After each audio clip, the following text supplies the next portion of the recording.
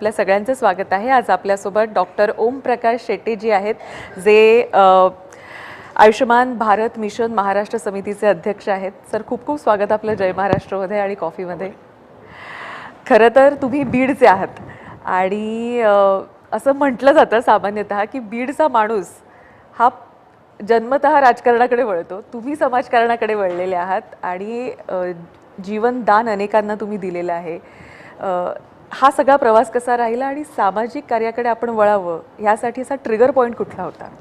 खरं म्हणजे बीडचं नाव सध्या महाराष्ट्राच्या पटलावरती वेगवेगळ्या अँगलमध्ये, म्हणजे तुमचा प्रेसचा प्लॅटफॉर्म असू द्यात किंवा सोशल प्लॅटफॉर्म असू द्यात, विशिष्ट कारणामुळे बदनामी होत असेल, परंतु बीडमध्येही खूप चांगली माणसं आहेत। मराठवाड्यामध्ये स्वर्गीय मुंडे साहेब हे बीडचे होते, स्वर्गीय विलासराव देशमुख साहेब हे लातूरचे होते आणि सर्व मंडळी बीडमध्ये अतिशय चांगलं काम केलं आहे। काही घटना घडल्याच्या नंतर आज बीडचं नाव खराब होतं आहे। कदाचित परमेश्वराने एक चांगली जबाबदारी दिली आणि ह्या निमित्ताने बीडचं नाव आणखीन चांगल्या पद्धतीनं रोशन करेल, कारण मी बीडकर म्हणून मध्यंतरी आम्ही कॅम्पेन चालवला होता।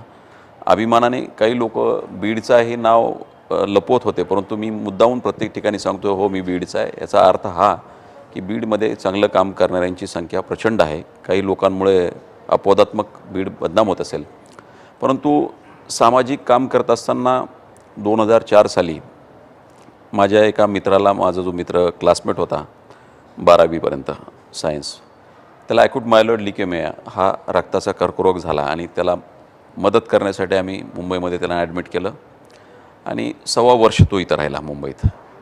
किती केमो झाले माहीत नाही आणि साधारणतः 20-25 लाख रुपये त्याला खर्च आला आणि त्या खर्चाच्या अनुषंगाने आम्ही कॅम्पेन केलं आणि लोकांना आव्हान करून आम्ही स्वतःही काही मदत केली।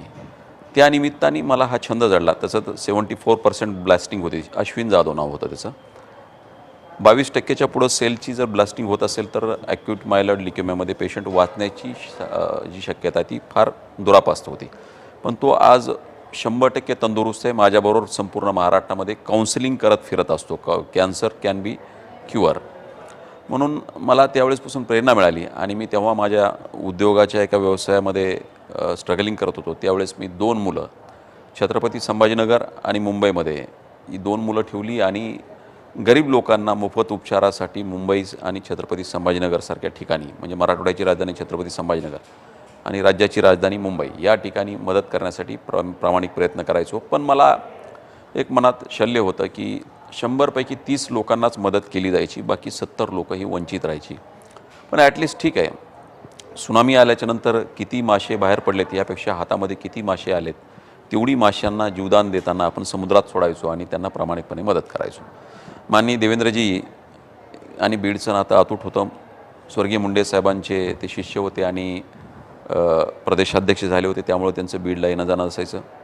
दरम्यानच्या काळामध्ये मुख्यमंत्री महोदय होत असताना सेम डे आम्ही ही संकल्पना देवेंद्रजींकडे मांडली होती। 4 महिने हा प्रस्ताव तसाच पेंडिंग राहिला। ब्युरोक्रेसीने याला पूर्ण विरोध केला होता की मुख्यमंत्री वैद्यकीय सहायता कक्षासारखा एक वेगळा कक्ष तुम्ही ओपन करणार आणि पहिलाच कक्ष, पहिला प्रयोग आणि हा जर बुमरँग झाला साहेब तर आपली प्रचंड बदनामी होईल।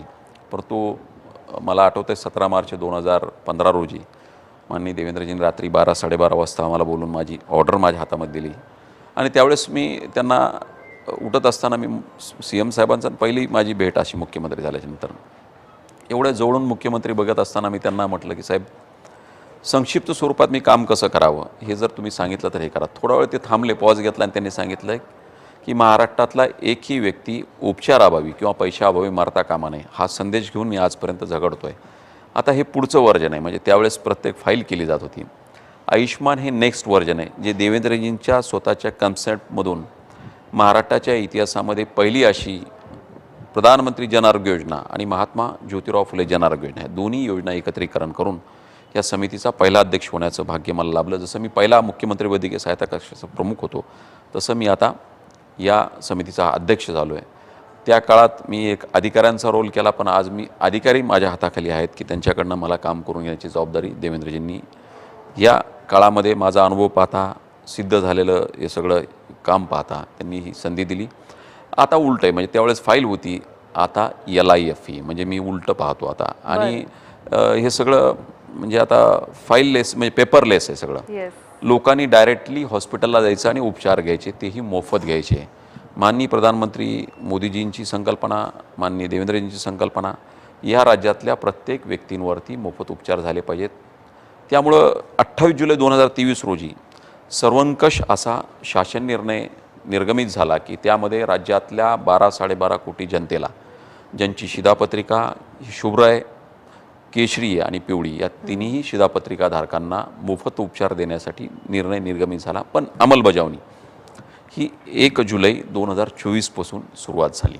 पण शेट्टीजी हे किती डिफिकल्ट होतं, कारण ऑरेंज धारक, श्वेतपत्रिकाधारक आणि लाल पत्रिकाधारक ह्यांना आधी तर म्हणजे त्यांच्या कुठल्या ते एलिजिबिलिटी क्रायटेरियामध्ये बसतात आणि त्यानंतर त्यांना त्या सुविधा उपलब्ध करून देणं, ह्याच्यात जमलिंगही होऊ शकतं. हे टाळण्यासाठी म्हणून नेमकं कसं त्याचं सॅग्रिगेशन, बायफर्केशन केलं गेलं? जागतिक पटलावरती भारताची प्रतिमा उंचावण्यासाठी माननीय प्रधानमंत्री प्रयत्न करत आहेत. 2011च्या जनगणनेनुसार